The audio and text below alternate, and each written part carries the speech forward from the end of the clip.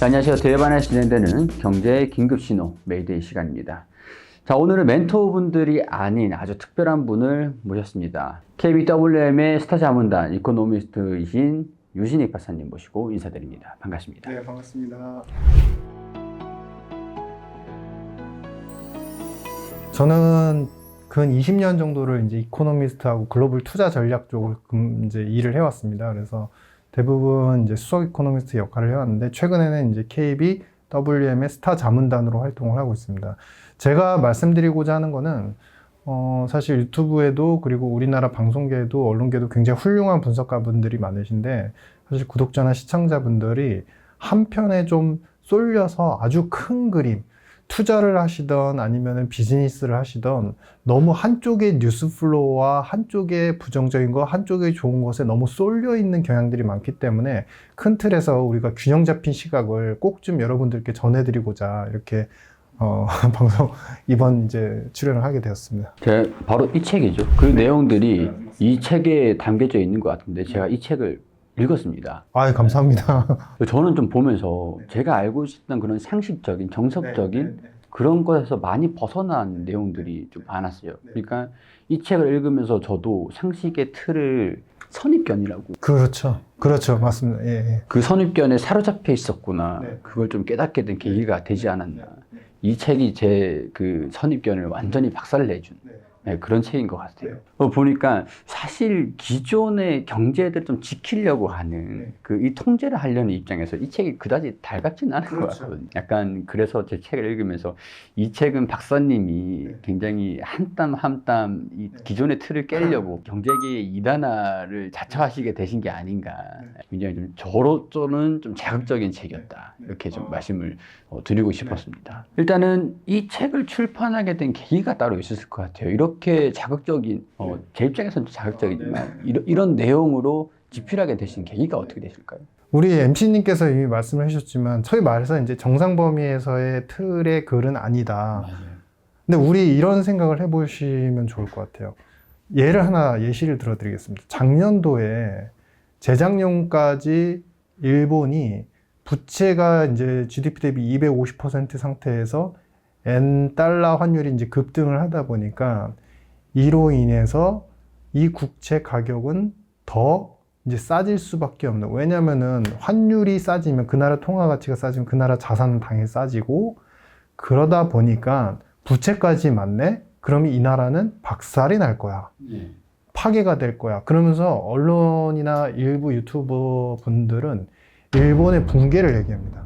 일본은 이제 붕괴합니다. 그런데 1년 지난 지금 붕괴를 외쳤던 그분들이 요새는 또다시 일본 시장이 좋아지는 이유를 후행적으로 분석합니다. 그러면서 어떤 현상들이 나타나냐면, 물론 그 당시에 월스트리트도 그렇고 많은 이제 CNBC도 그렇고 그런 보도를 하긴 했었어요. 근데 그런 보도가 우리나라에 들어왔고, 그 당시에는 이제 경제 분석가, 투자 분석가들 분들이 이제 조목조목 이제 후행적으로 데이터를 엄청나게 모아가지고 이야기를 하죠. 일본은 GDP 대비 부채 비율이 이렇고 인구 소멸이 일어나고 저성장에서 디플레를 극복 못하고 아직도 양적 완화와 마이너스 금리를 유지를 하고 있는데, 엔달러가 저렇게 계속적으로 올라가면은 결국에는 인플레만 많고 부채에 대한 부담이 뻥 터져가지고 이 나라는 멸망합니다. 라고 하고, 그거를 그대로 받아서 유튜버 분들이 그래서 뭐라고 얘기를 하냐면, 일부 분들입니다. 물론. 그런 분들께서 일본의 국채 헤지펀드의 대량 숏배팅이 일어날 겁니다. 이런 굉장히 무서운, 진짜 무서운 이제 분석까지 하세요. 그렇죠. 지금 현실은 어떻죠? 일본 증시와 엔달러 환율이 올랐을정정 일본 경제는 이제 디플레를 극복하고 인플레로 전환되는 시점이다. 이런 겁니다. 우리가 이 개울물에서 어떤 개울물에 이렇게 움푹 파인 곳에 물이 이제 흐리게 이렇게 구덩이에 이렇게 좀 지저분한 물이 이제 고여 있다고 생각해 볼게요. 그러면요, 그 물만 보고 계신 분들은요, 그 물을 보면서 이 물은 오염됐어, 다 썩었어. 이 물을 갖다가 마시거나 아니면은 이 물에 들어가가지고 막 수영을 하게 되면 내 피부가 다 오염될 거야, 병 걸릴 거야. 이러면서 목이 말라 죽겠는데도 씻고 싶은데도 못 하시는 거예요. 근데 저쪽 먼 발치에서 바라보시는 어떤 분은 저 끝에서 물이 굉장히 깨끗한 물이 흘러내려오는 게 보여요. 큰 물들이, 물줄기가. 네. 그러면 구덩이에 잠깐 우무 패인 부분에는 이제 당연히 물이 이렇게 흐르지 않고 고여 있으니까 당연히 썩어 있는 것처럼 보이지만 저쪽에서 물줄기가 굉장히 신선한 물이 흘러오는 걸 보면 아, 저쪽에서 물이 굉장히 시원한 물이 정수된 물, 이제 깨끗한 물이 오니까 내가 이 물을 조금 있다가는 마셔도 되겠구나. 이 물은 결국엔 다시 정화가 될 거구나. 이 시야 차이가 엄청난 결과를 초래합니다. 목이 말라서 갈증이 나서 막 목이 타서 죽겠던 사람은 못 먹고 결국에는 그 물만 보고 돌아가지만, 구덩이 물만 보고 돌아가지만, 큰 물줄기에서 저쪽 상류층에서 굉장히 깨끗한 물이 큰 시각으로 봤던 분들은 사실 그걸 보고서 자기가 취할 걸 취하고 편익을 취하게 됩니다. 또 한 가지 재밌는 예를 들어드릴게요. 우리 통상적으로 옷, 신발 신으시죠. 신발 사이즈. 통상 아이들 초등학교 3학년이다 그러면은 뭐 130 사이즈, 140 사이즈 신고, 성인이다 그러면 180, 185 이렇게 사이즈 신지 않습니까? 근데 마치 지금까지의 모든 경제 분석과 모든 틀, 투자에 대한 틀 자체가 초등학교 3학년은 반드시 130을 신어야만 해 라는 규정과 동일하다는 거예요. 이게 신발의 제조사에 따라서 130이지만 한 다른 평균적인 사이즈로 봤을 때 140 사이즈로 나올 수도 있고 120으로 나올 수도 있어요. 그리고 아이 입장에서도 만약에 성장이 굉장히 잘 된 아이다, 성장이 빠른 아이다라고 하면은 130이라고 해도 170, 160을 신을 수도 있어요. 그거는 적응의 과정인 겁니다. 적응 과정에서 자연스럽게 하는 거지 그걸 갖다가 나쁘다, 좋다라고 평가할 수 없는 거예요. 바로 이 경제가 그렇다. 근데 그런 시각과 틀을 어디서 망가뜨렸느냐? 죄송하지만 세고전학파, 세케인즈학파, 그 다음에 오스트락파 이론대에서 재정적자는 몇이어야만 해. 그리고 경상수진 몇이어야만 돼. 물가는 어느 수준에 있어야만 해. 라는 고정적인 그런 틀의 숫자들이 그 숫자를 마치 넘어가 버리면 세가가 멸망할 것처럼 그렇게 분석을 하게 됐고, 그래서 제가 단언적으로 말씀드리는데 그런 당시에 나왔던 분석이나 내용들을 감안했을 때 그 유튜버 분들의 네거티브한 부정적인 조목조목 비난했던 분들, 그런 이제 위기론을 가져왔던, 물론 저도 한때는 이제 보수적인 입장을 취하기도 했지만 무조건적으로 계속 위기론을 지금까지도 취하시는 분들의 입장에서 생각해 보면 그래서 과연 살림살이가 나아지셨을지. 그러니까 현실적으로 우리가 어찌 보면 경제는 굉장히 냉정하고 객관적이고 사실 감정이나 어떤 치우침에 쏠리지 말아야 되는데 그런 부분에서 좀 중도를 못 지키는 현상들이 많기 때문에 그런 것들을 현실 경제에서는 오히려 세고전학파, 과거의 오스트리아학파 이런 이제 전통 학파적인 이론이 아니라 지금은 오히려 MMT 현대화폐 이론이라는 측면에서 기능과 어떤 플렉서블함에 의해서 경제가 돌아가고 투자 시장도 거기에 지배를 받고 있다. 그거를 꼭 말씀드리고자 이렇게 책을 쓰게 됐습니다. 그런 관점에서 이제 책을 집필하셨다 보니까 아무래도 그런 틀 자체를 깨려는 시도들이 굉장히 많았었던 것 같습니다. 결국엔 우리가 이 남들이 정해주는 그런 시각에 의존을 하면 안 되는 거고, 그게 결국에는 뭐 빙상의 일각일 수도 있는데 그 아래 수면 밑에 가라앉는 거는 보지 못하게 되는 것들을 경계를 해야 된다. 네, 그렇게 말씀을 해주시는 것들이고, 책에서 보니까 세계 경제가 지금 대격변의 시대에 있다. 이렇게 좀 설명을 주셨던 것 같아요. 아무래도 세계 경제가 지금 뭐 예전과는 다르게 이 사이클이 굉장히 좀 빨리 돌고 있는 대격변의 시대라고 볼 수 있을 것 같은데 지금 좀 어떻게 글로벌 경제라든가 그런 것들이 좀 변화가 되고 있는지. 한마디로 말씀드리면 나만 잘 먹고 잘 살기에 집중하고 있는 상태고, 나만 잘 먹고 잘 살기를 하려고 하니까 내수에서 각 국가들의 국민들의 어떤 호응을 얻어야 되는데 그거를 쉽게 얻지 못하고 있어요. 왜냐하면 살림살이가 다들 빡빡하니까, 그리고 양극화가 너무 심하니까. 그래서 그 호응을 얻고자 정치권에서 경제정책자들이 굉장히 노력을 하고 있는데 그들도 되게 분열이 되고 있는. 쉽게 말해서 어떤 세포가 있으면요, 그 세포가 이제 계속 공격을 받습니다. 공격을 받아서 이 세포가 스스로 혼자서 어떤 면역적인 그 면역 기능을 높이고 생존력을 높여야 돼서 반드시 혼자 살아나야 돼요. 그래서 진화를 하려고 해요. 근데 그동안에 속 안에 그 세포 안에 어떤 핵이 있다고 하면은 그 핵이 많이 정비가 돼 있어야 되는데 그게 안 됐었던 거예요. 그러니까 진화는 해야 되는데 안에서 분열은 잘 안 일어나고 그러니까 아주 너무나 힘든 과정을 겪고 있다. 이 얘기를 우리 경제와 실물의 어떤 시장 그리고 금융시장, 투자시장하고 안보적인 부분까지 다 연결해드리면 여러분들 요 시점에서 보시면요. 지금 당장 전쟁이 일어나고 있죠. 러우 전쟁은 아직도 진행 중이고 작년에 이스라엘 하마스 분쟁 이후에 이란하고 이스라엘도 전쟁을 하고 있습니다. 전쟁은요. 앞으로 매년 한 건씩은 새로운 전쟁들이 터질 겁니다. 왜냐하면 지금은 이 틀을 만들 수밖에 없는 이유가 여기서 이제 타임라인을 조금만 뒤로 가시면요.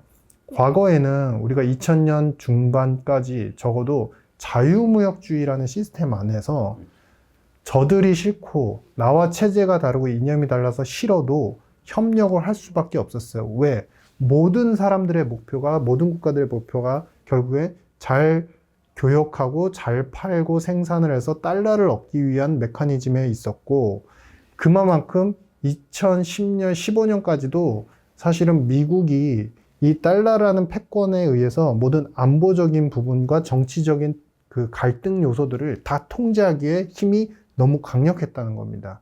근데 21, 22년도 넘어가면서 어떠한 현상이 나타나느냐. 미국 역시도 실리콘밸리 은행이라는 이제 금융 시스템의 불안이 또 오기 시작을 했고 여러 가지 시스템 불안 요소가 하나씩 눈에 띄면서 거기에다가 사실 그동안에 멕시코하고 아르헨티나 같은 경우는 미국과도 경제 협력을 하곤 했지만 실제로 그들이 어려울 때 부채 만기가 왔을 때 롤업을 해줘도 할 때 안 도와줍니다. 브라질도 안 도와줍니다. 아르헨티나는 요즘에 물가가 폭등한다 이런 뉴스들 보셨죠? 근데 아르헨티나는 사실 달러하고 한때 패깅까지 했었어요. 1대1로. 왜냐하면 자국 통화를 안정화시키고 미국과의 연대 교역을 더 강화시키고자. 근데 그거는 그들만의 꿈이었죠. 도와주지 않습니다. 일단 신뢰가 깨졌네요. 신뢰가 깼습니다. 패권의 금이 갖고 신뢰가 깨집니다. 그러니까 그 밑에서 모두 다 통일돼서 노력하고 서로 이제 균형적으로 노력했던 국가들을 어떻게 하느냐면 이제 스스로 이제 우리가 얘기하는 거 있죠. 색깔을 보이기 시작합니다. 이제 제가 재미난 사례를 들어드리겠는데요. 과거에 우리가 고대 봉건 시대에 이제 지주가 있었습니다. 이제 귀족과 같은 지주가 있었는데 지주가 노예들하고 노동자들을 딱 모아놓고 자신에게 충성을 다하라, 기도하라. 그러면은 식량을 얻을 것이다. 이렇게 합니다. 근데 매년 가뭄이 지고 흉년해지는데도 이 지주가 계속 어디서 식량을 갖다가 받아와가지고 엄청나게 식량을 공급을 해줘요. 그 노예들이 와, 우리 지주는 대단하구나. 진짜 이런 흉년에 딴 동네는 먹을 게 없대는데 우리는만 이렇게 풍족하게 먹네. 아유, 감사합니다. 스마트한 노예 하나가 한 명이 지주의 집에 들어와서 뭔가 이상하니까 어디서 식량을 도대체 얻어오는지 의문이 드니까 지하 창고에 들어가 보니까 금 찍는 기계가 있었던 거예요. 금을 찍은 상태에서 다른 나라 해송 운송 교육을 해가지고 식량을 사와가지고 그걸 뿌려주는 겁니다.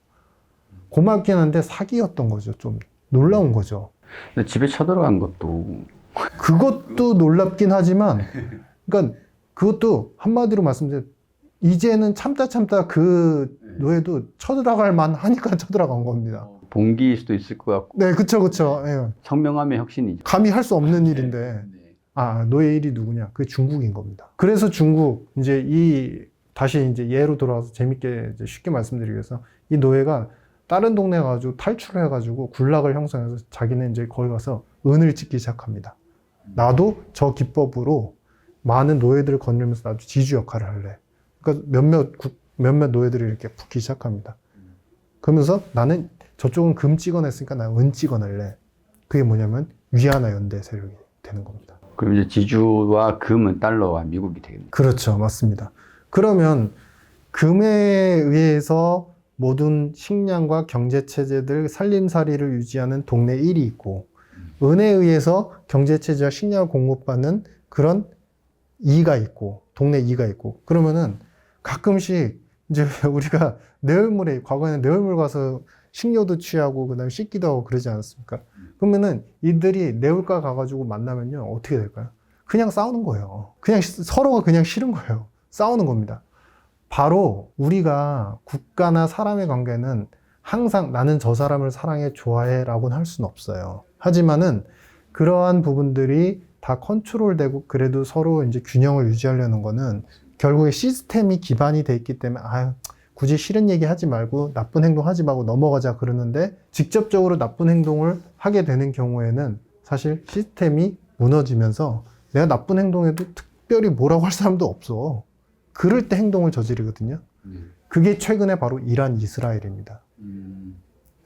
이미 다각화가 돼버렸어요. 그래서 이제는 잘 보시면요. 이란이 과거에는 통제가 될 수 있었던 게 결국에 핵 협상을 통해 가지고 그들이 얻을 수 있는 것들이 무수히 많았고 앞으로 얻어서 경제를 풍족히 해야 되는 상황이었습니다. 그렇기 때문에 바이든 정부 들어서면서 이란 핵 협상으로 경제 제재 일부가 조금씩 완화되는 조짐이 있었고 그래서 이란이 그동안에 그나마 먹고 살 수 있었던 건데 거기에 이제 틈을 타서 중국한테 또다시 이제 이란이 원유를 수출하면서 거기에서 또 이제 연명하는 계기가 생기죠. 그런데 최근에 와서는 미국이 그렇게 협조적으로 오지도 않고 굴지도 않고 사실은 미국의 달러 패권을 굳이 그 시스템에서 따라가지고 경제적으로 이득을 봐야 되는 요소들도 불분명해지기 시작합니다. 그러면 이스라엘 입장은 어떨까요? 이스라엘 입장에서 보면은 과거에 이란하고 조금 사이가 안 좋긴 했었어요. 왜냐하면은 예전 그 호메이니 정권 때 1980년도 때 이제 이렇게 이슬람에서 독립해서 독립적인 국가로 미국하고 이렇게 연대를 한다는 모습 때문에 미국을 큰 사탄 그리고 이스라엘을 작은 사탄 이렇게 지정을 했었거든요. 근데 그때만 해도 이제 중동의 어떤 큰 틀에서 이라크를 제어해주고 어떤 큰 틀의 어떤 견제를 해준다는 이유 때문에 이란하고 그렇게 직접적으로 싸우진 않았습니다. 근데 최근에 와서는 이스라엘 입장에서도 이제 되돌아갈 게 없는 거예요. 되돌아갈 길이 없는 거예요. 뭐냐? 네타냐후가 그 안에서 계속적인 압박을 받고 있는 거죠. 지금 정권의 차이를 보시면 이스라엘 네타냐후는 부정부패 때문에 계속 수사를 받고 있는데 보수파들한테 압력을 계속 받고 있습니다. 보수파들이 당신 이번에 우리의 이스라엘의 어떤 숙명적인 어떤 독립성 그런 부분들을 지켜내지 못하면 당신은 결국에 감옥에 갑니다. 시위도 계속 일어나죠. 그러니까 계속 전쟁을 하려고 해요. 근데 이란 같은 경우는 그전엔 컨트롤됐지만 미국에서 특별히 해줄 게 없다는 걸 아니까 계속 이제 뻥뻥 하는 거예요. 그런데 여기서 결정적인 게 그럼 미국이 컨트롤을 강하게 하냐? 이스라엘도 강하게 안 합니다. 여러분들 지금 바이든 대통령이 이스라엘한테 다시 재보복을 하지 말아라 라고 해서 평화를 이제 요구하는 것 같지만 실제로는요, 공화당 측에서는 이번 주말 이전에 이스라엘 무기 지원 입법안을 표결에 붙일 예정이었습니다. 그러니까 미국 내에서도 스탠스가 모호한 거예요. 그러니까 이스라엘은 네타냐후라고 직접적으로 명칭을 하면은 네타냐후는 눈치를 보면서 쏠까 안 쏠까 쏠까 우리한테 지지하는 분위기가 형성이 되면 쏘려고 하고 그러면서 이 얘기를 이제 한마디로 쉽게 정리를 해드리면 경제 부분에서 각 국가들이 취해야 되는 이득과 어떤 권력과 그런 시스템들이 미국이 신뢰가 많이 금이 가고 그동안 했던 많은 택티컬한 기법들, 채권과 달러를 통한 금융을 통한 실물 시장의 노동자들의 노동력을 갖다가 흡수해버리는 이런 정책들이 이제는 식상해졌다는 거예요. 그래서 분권화가 되고 다각화가 돼서 이제는 그동안에 참았던 어떤 그 심리들이 폭발하면서 조금씩 싸울 수밖에 없는. 그런데 그러면 이 전쟁이 한마디로 중동 전쟁으로 크게 확산될 거냐? 저는 그렇게 생각하지 않습니다. 왜? 신뢰를 잃은 거는 확실하지만 실제로 이스라엘도 그렇고 이란도 그렇고 아직 미국한테 얻을 건 잔존합니다. 그게 존재하는 한 최악의 중동 전쟁으로 가기 힘들고 마지막으로 중동 내에서도 사우디도 마찬가지고 예전하고는 달라요. 시아파, 수니파 때문에 서로 편갈라서 싸우지 않아요. 자기의 이권이 제일 먼저입니다. 여기서 사우디가 최근에 조용한 이유가 바로 그거. 미국한테 얻어야 될 게 있고 중국한테도 얻어야 될 게 있습니다. 중국한테는 경제적인 거, 미국한테는 안보적인 거 얻어야 됩니다. 그러니까 중동 전쟁으로 확산되기는 또 그것조차도 어려운 그런 상황인 겁니다. 화폐하고 중동 얘기 나오면서 이제 사우디 얘기가 나와서 네. 좀 질문 좀 제가 개인적으로 좀 궁금했던 게 원래는 이제 달러로 원유를 그렇죠. 저장 가치를 책에서도 말씀하셨듯이 저장 가치에 대한 것들을 달러가 원유를 교환할 수 있는 통화였지 않습니까? 근데 그것부터가 지금 좀 사우디가 중국 쪽, 맞습니다. 러시아 쪽 네. 진영으로 또 붙게 되면서 네. 그게 이 전쟁의 뭐 시발점이 아니었을까? 네. 네, 그렇게 볼 수도 있겠네요, 일각 네. 교수님. 그러니까 그게 그런 거죠. 우리가 기승전결이라고 하면 기와 승이 이미 다각화돼서 서로 이제 편가르기가 시작이 되는데 네. 그러면서 굳이 야 가치 조장 기능이 제일 강력한 게 달러였기 때문에 우리가 화폐라는 건 가치 전장, 그다음에 가치 척도 그리고 매매 교환의 기능이 있는데 최근에 신용화폐 기능까지 이제 화폐 특성에 이제 부여가 되고 있습니다. 근데 제일 부수기 힘들었던 게 달러의 가치 저장 기능이었거든요. 근데 그걸 우리도 하겠다. 그러면은 사실 아직 그 양 자체는 거래량은 너무 미미해요. 위안화로 거래되는 건 전 세계에서 FX 마켓만 봐도 8%밖에 안 됩니다. 미국이 80%. 근데 일단은 아까 우리 지주 얘기 나눴었죠. 네. 반기를 든 노예가 일단 나타난 거예요. 그럼 지주 입장에선 이제 소위 말해서 좀 속칭 표현으로 쫄리기 시작하는 겁니다. 이제 저쪽에서 뭔가 감히 나한테 공격을 하네?